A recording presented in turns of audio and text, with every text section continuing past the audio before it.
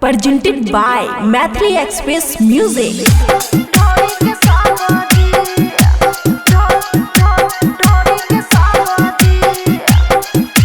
खुशी recording studio Baluaha. दीदी से खूबे खेल गई जीजा आलू दम जी, दीदी से खेल गई खूबे जीजा आलू दम जी। अब ससुरा में खियाई पहुना के ढोरी के साबजी, अब ससुरा में खियाई पहुना के ढोरी के साबजी। ताजा ताजा फ्राई क्या क्या मिलते सब्जी, ताजा ताजा फ्राई क्या क्या मिलते सब्जी। आप ससुरा में खियाई पहुना के ढोरी के सब्जी, आप ससुरा में खियाई पहुना के ढोरी के सब्जी। DJ good Madhubani, DJ good ढोरी के सब्जी, ढोरी के सब्जी। नया नया तोहर भेला बियाह हो, एके बार खैबा त करवावा हो। दूरे से जीजा नहीं भरा तू आहो, प्यार के पानी मिलता अथा हो।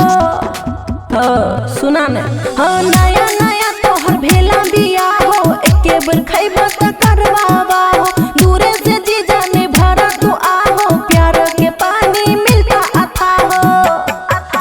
नया तरीका से करवा जीजा थोड़ा लबजी, नया तरीका से करवा जीजा थोड़ा लबजी।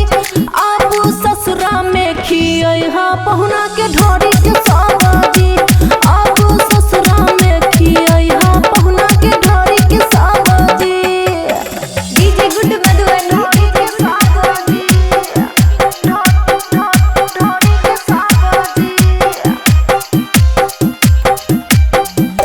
बबुआ राहुल बात खुशी के मान ले, मिलत मौका से हो तू जान ले। संगे में आमन अक्की के आन ले, ताला दू ताला पर से फान ले।